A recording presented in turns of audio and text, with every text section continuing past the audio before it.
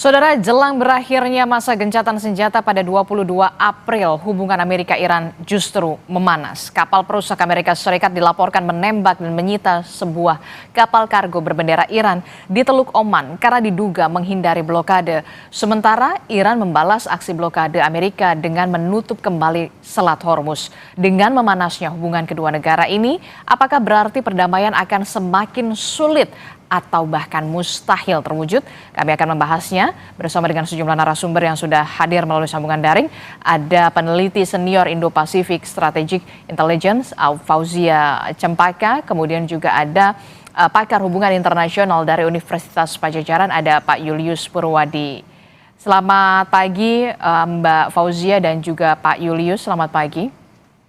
Selamat pagi Mbak Disti. Iya, Selamat pagi. saya ingin ke Mbak Fauzia dulu. Mbak Fauzia, kalau kita melihat apa yang sudah dilakukan oleh Amerika Serikat yang justru memantik kepanasan dari Iran begitu ya, akhirnya delegasi Iran menyebut belum ada niatan untuk bisa ke Islamabad, untuk bisa ada kesepakatan di sana putaran kedua.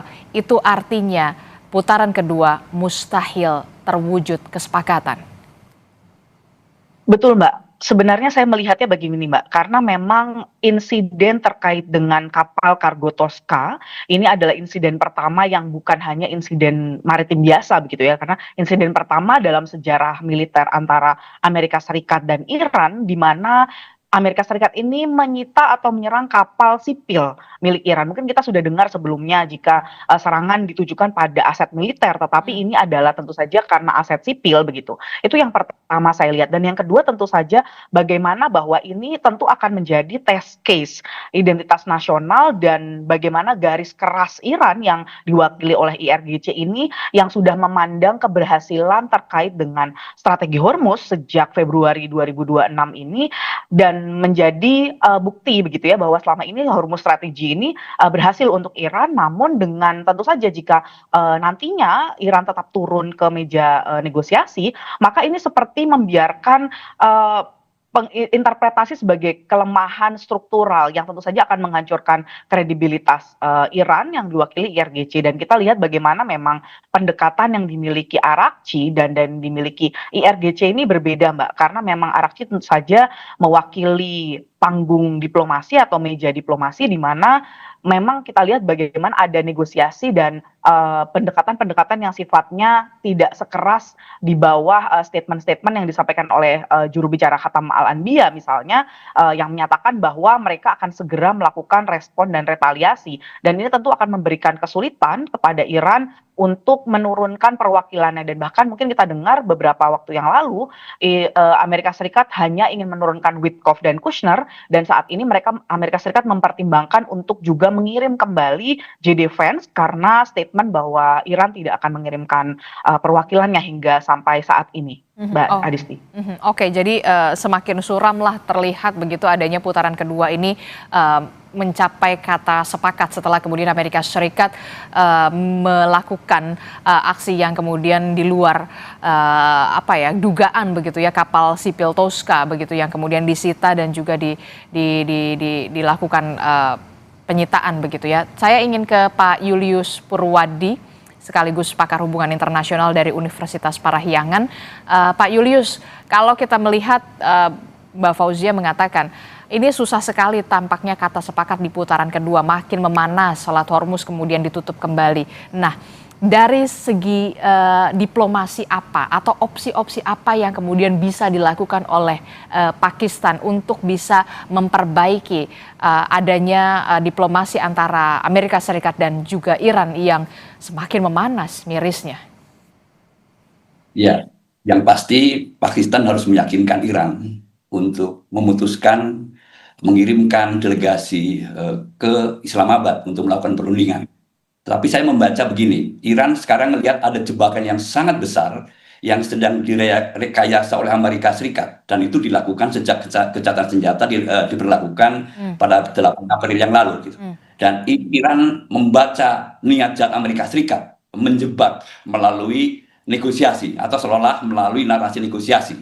Dan keputusan untuk memberangkatkan ke delegasi ke Islamabad atau tidak itu sifatnya sangat strategis. dan itu akan diambil hanya dalam menit-menit terakhir. Terakhir. Sampai seperti itu. Dan ini harus kemampuan Pakistan meyakinkannya. Nah, kalau saya lihat yang tadi malam, kemarin sampai tadi pagi ya, itu ada dua hal yang kontras ya yang terjadi di Washington dan di Teheran. Yang satu sedang menggebu-gebu untuk segera berangkat ke Islamabad, jadi Vance kemarin ya. Tapi nyatanya tadi pagi 2 jam yang lalu masih ada di Amerika Serikat. Dan tentu saja keputusan itu masih nunggu keputusan dari Iran mengirim atau tidak. Sementara kemarin saya kira sangat terang benderang juru bicara Kemenlu menyampaikan tidak ada negosiasi putaran kedua dengan berbagai macam alasan, termasuk yang disampaikan oleh Masoud Peresyan, Presiden Iran, yang mencurigai bahwa pada akhirnya niat jahat Amerika Serikat adalah Iran dipaksa menyerah tanpa syarat.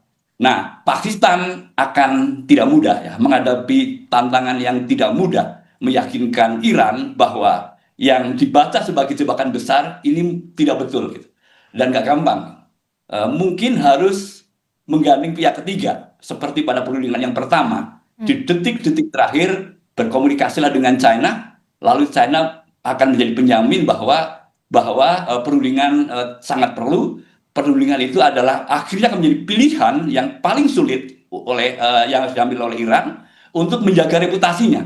Jangan sampai niat jahat yang sudah disiapkan oleh Amerika Serikat, yang pada akhirnya saya membaca pada akhirnya adalah yang dilakukan Amerika Serikat sedang mencari alasan melakukan agresi militer besar-besaran untuk melumpuhkan Iran sebagai salah satunya kekuatan di Timur Tengah.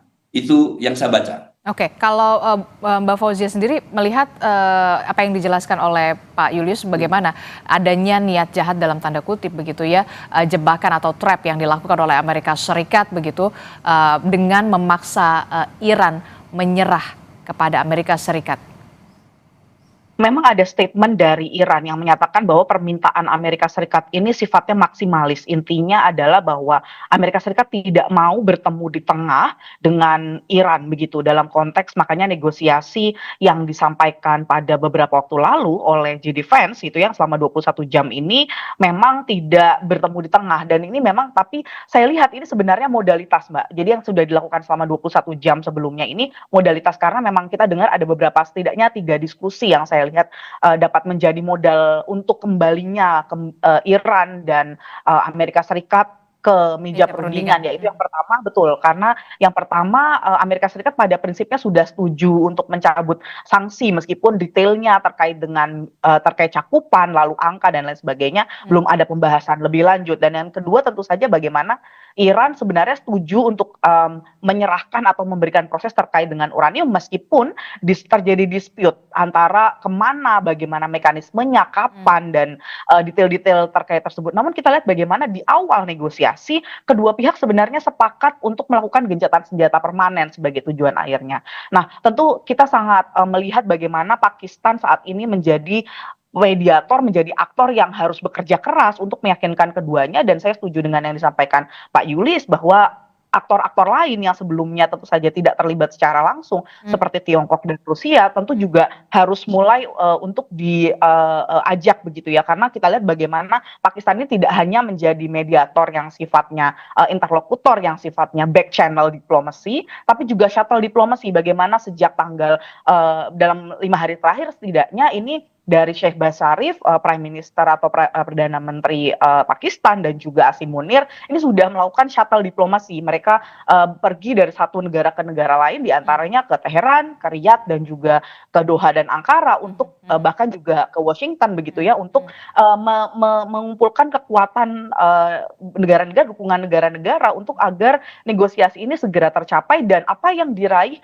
selama negosiasi yang pertama itu tidak terbuang begitu saja, karena tentu saja himpitan dorongan waktu dan ekonomi ini juga sudah tidak hanya mendorong Amerika Serikat saja, tapi juga Iran dan Israel. Jadi ketiganya sudah pada tahapan mengeluarkan sumber daya ekonomi yang cukup besar untuk perang ini, dan sebenarnya ingin untuk segera gencatan senjata permanen. Nah, saya lihat sebenarnya possibility yang paling mungkin dari skenario terlebih setelah adanya serangan terhadap kapal Tosca adalah sebenarnya perpanjangan gencatan senjata, Mbak. Itu yang paling mungkin saat ini karena saya lihat dalam konteks yang operasional dan taktis tidak mungkin kedua negara mau tiba-tiba muncul dalam satu agreement negosiasi yang sepakat begitu ya karena tentu saja di lapangan dan diplomasi punya konsekuensi yang berbeda, Mbak Oke, Adis. jadi menurut Anda untuk putaran kedua ini sebaiknya tidak dilakukan secara terburu-buru lebih dulu, tapi yang kemudian lebih efektif yang harus dilakukan ketika melihat Iran panas, Amerika panas, perpanjangan gencatan senjata, itulah yang kemudian menurut Anda lebih efektif, begitu ya, Mbak Fauzia? Mungkin saya tambahkan sedikit adalah statement Pakistan yang menyebut ini bukan sebagai negotiation day, tapi multi-days negotiation, artinya dari Pakistan sendiri sudah melihat bahwa kesepakatan ini jikapun Iran akan turun ke Islamabad, ini tidak akan tercapai dalam 1-2 hari, Mbak. Jadi memang Pakistan sudah siap untuk menyelenggarakan kesepakatan atau negosiasi yang sifatnya multi days melibatkan beberapa hari gitu ya untuk mencapai paling tidak untuk memperpanjang gencatan senjata lebih daripada 22 April. Oke, kalau Pak Julius melihat ini bagaimana? Kalau menurut Mbak Fauzia lebih efektif multi days begitu ya, sambil ada perpanjangan gencatan senjata. Ini dirasa lebih efektif ketika melihat kondisi yang sama-sama panas Amerika Serikat dan juga Iran. Dikhawatirkan malah tidak efektif ketika ada putaran kedua negosiasi di sana. Ya betul ya, dalam sejarah perundingan yang sudah pernah terjadi, selalu perundingan tidak bisa selesai dalam 5, 6, termasuk 21 jam. Satu hari itu tidak cukup. Biasanya secara prinsip dulu gitu. Dan biasanya para negosiator itu akan maksimalis ketika di ronde pertama. Lalu kemudian harusnya menurunkan di ronde yang kedua gitu. Tetapi kalau kita membaca hari-hari terakhir, kelihatannya apa yang terjadi di perundingan pertama akan terjadi lagi. Perundingan itu di perundingan pertama adalah yang disebut oleh Iran sebagai one-sided negotiation, negosiasi satu arah, di mana Amerika Serikat cenderung memaksakan keinginannya, termasuk isu pengayaan uranium, termasuk pembebasan kontrol Selat Hormuz. Itu kan terang benderang dan sepertinya kalau kita baca sinyal dari Washington, hal yang sama akan terjadi dalam ronde yang kedua ini. Dan kebayang sih, apakah Iran akan mau kalau situasinya sama, isu-isunya sangat alot gitu ya. Lalu apa artinya negosiasi? Tapi saya harus menyampaikan ini juga yang penting ya. Saya membaca bahwa Amerika Serikat sedang cari-cari alasan untuk mengumumkan perang militer secara terbuka. Dan saya kira cukup alasan untuk Amerika Serikat melakukan serangan yang masif karena persenjataannya, kapal perangnya, personilnya, gitu, teknologinya sangat mendukung sekarang. Itu keuntungan untuk Amerika Serikat. Tetapi kalau Amerika Serikat tiba-tiba menyerang, besok misalnya setelah gencatan senjata dilakukan, akan dihitam oleh masyarakat internasional. Dan satu-satunya cara Amerika mendapat legitimasi dari internasional adalah Iran menolak perundingan, tidak menyepakati perundingan, dan Amerika akan menyampaikan bahwa lihat Iran negara jadi maksud Anda ini adalah strategi yang dilakukan oleh Amerika Serikat begitu ya untuk kemudian memposisikan Iran loh yang ternyata tidak mau untuk berunding ke meja perundingan di putaran kedua, itulah yang kemudian strategi yang dilakukan Trump saat ini. Ya, itu rekayasa yang sedang dibangun oleh Amerika Serikat, datang gitu ya untuk memastikan perundingan gagal. Ya, dan bersyukur lagi Iran tidak mau datang gitu ya. Itu cukup alasan menyebut bahwa Iran adalah negara yang menolak cara-cara diplomasi dan menghendaki cara-cara militer. Satu-satu pilihan adalah besok atau lusa Amerika Serikat bisa memulai serangan itu. Dan ini tentu saja sangat membahayakan, resikonya untuk seluruh dunia sangat besar gitu ya.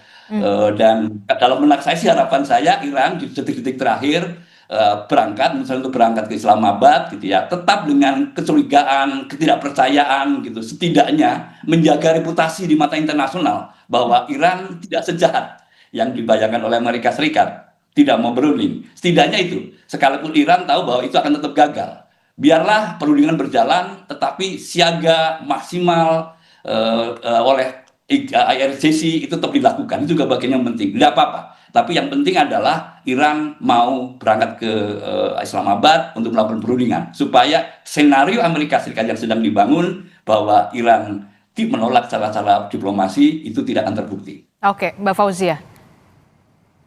Iya, Saya melihat tanda-tanda yang sama juga yang disampaikan oleh Pak Julius, yaitu misalnya kita lihat sebenarnya kesiapan Amerika Serikat untuk melakukan invasi atau bahkan serangan itu juga lebih tinggi, Mbak. Jadi dalam gencatan senjata selama sejak tanggal 8 April lalu, ini terjadi military build-up yang cukup tinggi di Timur Tengah begitu ya, yang sebelumnya jumlahnya sekitar 50.000 pasukan, sekarang bertambah sekitar 10.000 sampai 15.000 pasukan yang Hmm. bergeser ke Timur Tengah. Nah, ini sudah merupakan dan terlebih ketika kita lihat delegasi yang datang dari Amerika Serikat ini tidak datang dengan satu pesawat, Mbak, tapi datang dengan informasi yang menyebutkan yang sudah landing ini sekitar 6 pesawat. Nah, Hmm. ketika kita melihat seberapa banyak delegasi yang dibutuhkan Hmm. sehingga ketika kita mau bilang ini sebuah negosiasi sampai mendatangkan 6 6 pesawat pesawat. dari Amerika Serikat gitu ya. Nah, ini yang pertama. Yang kedua tentu kita lihat sebenarnya jika tapi statement ini atau prediksi bahwa Amerika Serikat sebenarnya ingin berperang ini bisa patah jika beberapa hal. Misalnya opsi yang paling mungkin menurut saya adalah jika Amerika Serikat menangguhkan blokade Amerika Serikat terhadap Selat Hormuz, misalnya let's say selama 48 jam sampai hari Rabu itu tiba begitu ya. Nah, ini tentu akan dilihat sebagai goodwill gesture dan tentu memungkinkan untuk Iran turun ke Islamabad juga dan atau misalnya membebaskan kru Tosca yang sebelumnya juga dilakukan penangkapan oleh marinir Amerika Serikat begitu Hmm. ya. Hmm. Nah, sementara misalnya kapal tetap ditahan tapi krunya dibebaskan. Nah, ini sambil menunggu keputusan hukum internasional. Ini sebenarnya opsi-opsi yang masih mungkin terjadi dan dapat menjadi face saving gesture atau gestur penyelamatan muka bagi Amerika Serikat karena kita tahu bahwa penyelamatan muka dalam konteks perang yang sifatnya stalemate atau sudah sampai di impas ini sangat sulit untuk dilakukan penyelamatan muka dan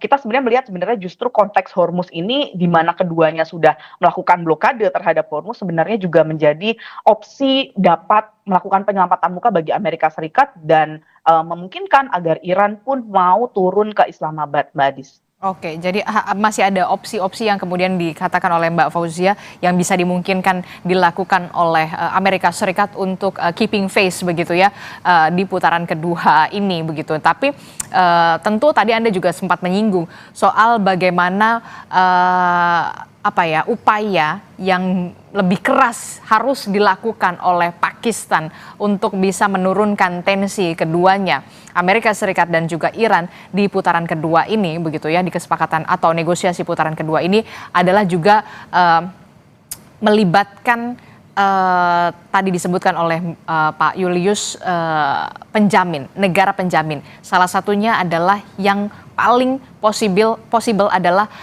Tiongkok. Bagaimana Anda melihat ini, Mbak Fauzia? Saya setuju karena memang kita lihat bagaimana sejak tanggal 28 Februari serangan pertama Amerika Serikat ke Iran, ini memang belum ada statement yang sifatnya uh, direct begitu ya langsung dari Tiongkok maksud saya dan juga Rusia dalam konteks misalnya komitmen mendukung Iran meskipun kita tahu misalnya dalam konteks radar, bantuan radar dan humanitarian dan lain sebagainya sebenarnya dilakukan oleh kedua belah pihak Tiongkok dan juga Rusia. Terlebih kita lihat bagaimana bantuan diplomasi yang dilakukan oleh Tiongkok dan Rusia ini tentu saja tetap dilakukan melalui PBB beberapa kali misalnya resolusi yang diajukan oleh Bahrain dalam konteks Hormuz misalnya yang dianggap terlalu bias terhadap Iran ini digagalkan oleh Tiongkok dan juga Rusia misalnya. Tapi sementara dalam konteks yang tentu saja semakin tereskalasi dan kita tentu saya sampaikan tadi bahwa panggung diplomasi dan panggung taktis itu dua hal yang berbeda. Di lapangan, di taktis, di strategis itu tentu saja sangat banyak kemungkinan miskalkulasi seperti kita lihat konteks Tosca lalu bagaimana serangan Iran terhadap kapal India dan lain sebagainya ini tentu saja miskalkulasi yang terkadang di level diplomasi ini tidak terhitung begitu Mbak. Nah, tentu saja dengan turunnya Tiongkok dan Rusia dan saya lihat juga memang Trump sangat menunggu begitu terlebih untuk Tiongkok untuk memberikan statement atau bahkan terlebih lebih jauh begitu ya karena kita lihat tentu saja salah satu tanda yang saya lihat adalah misalnya pada putaran yang pertama itu terjadi setelah Pakistan mendatangi Tiongkok bahkan mengeluarkan statement bersama begitu ya statement bersama terkait dengan peace plan atau tujuan perdamaian yang dipropos bersama antara Pakistan dan Tiongkok gitu. Dan baru setelah itu beberapa hari setelahnya Iran dan Amerika Serikat mau datang ke Islamabad untuk putaran yang pertama. Nah, ini kita lihat bagaimana memang Tiongkok memiliki peran yang cukup besar sebenarnya untuk menjadi pihak eksternal yang membalance atau menyeimbangkan keadaan sehingga cepat tercapai deeskalasi, Mbak Adisti. Oke, kalau dari Pak Julius sendiri, seberapa besar kemudian peranan Tiongkok dan juga Rusia, salah satunya untuk bisa menjadi negara penjamin, bisa memperbaiki setidaknya upaya yang sedang dilakukan oleh Pakistan untuk mencapai kata sepakat antara Amerika Serikat dan juga Iran di tengah kedua negara ini yang semakin memanas? Ya, peran yang diperlukan dari pihak ketiga adalah meyakinkan pihak Iran untuk mau berunding. Itu yang pertama tugasnya. Lalu kemudian Iran pasti akan bertanya, apa jaminannya kalau saya menyepakati untuk berunding? Nah, ini pertanyaan yang saya kira tidak mudah gitu ya, yang saya kira sangat sulit karena poin-poin yang dirundingkan kan sangat sulit, sangat berat gitu dengan negosiator kawakan ya yang masing-masing punya persepsi termasuk juga dari Iran, sangat tidak mudah. Nah, tapi itu kan sebetulnya kalau kita ngomong penjamin itu bisa hal-hal yang teknis. Yang paling penting sekarang adalah bagaimana menyepakati substansi, seperti misalnya pengayaan uranium tidak boleh ya. Lalu kemudian yang kedua adalah kontrol terhadap Selat Hormuz. Tidak dilakukan, itu kan melanggar hukum internasional. Nah, tetapi menurut saya yang jauh lebih penting adalah apakah sebetulnya lagi saya membaca rekayasa yang sedang dimainkan oleh Amerika Serikat. Amerika Serikat sebetulnya apakah betul hanya sekedar mengejar pengayaan uranium, kemampuan pengayaan uranium Iran, gitu, apa kejar itu, gitu, atau juga termasuk membuka Selat Hormuz. Yang saya curigai dan moga-moga tidak benar adalah bahwa Amerika Serikat ingin menaklukkan satu-satunya negara yang tidak mau sejalan dengan Amerika Serikat di Timur Tengah. Dan karena ada negara ini, maka Amerika Serikat tidak mampu mengontrol Timur Tengah secara penuh. Dan ini membahayakan untuk Israel, kawan dekat Amerika Serikat. Ancaman tidak akan pernah berakhir untuk Israel kalau Iran tetap eksis. Dan skenario jahat yang saya sebut tadi dari awal, kalau itu betul terjadi, gitu ya, itu akan menjadi sangat tidak mudah dan sangat tidak mudah untuk penjamin seperti Cina, termasuk Rusia. Bahkan saya bisa nyebut Perancis dan Inggris dan Jerman mungkin potensial juga. Sangat tidak mudah. Kalau skenario yang sebenarnya sedang dimainkan adalah lebih besar daripada sekedar untuk melumpuhkan kapasitas pengayaan uranium, yaitu mengontrol Timur Tengah secara keseluruhan. Oke, mengontrol Timur Tengah secara keseluruhan. Dan menurut Anda saya ingin tahu dari 3 poin possible yang bisa dilakukan saat ini oleh Pakistan dan juga negara-negara lain yang kita tahu Hormuz adalah punya kepentingan dunia juga di sana, begitu negara-negara 20% energi jantung itu adalah di Selat Hormuz. Bagaimana Anda punya 3 poin kritis Anda? Ya, terkait dengan Hormuz, saya kira ini yang membuat Iran harus sangat berhati-hati.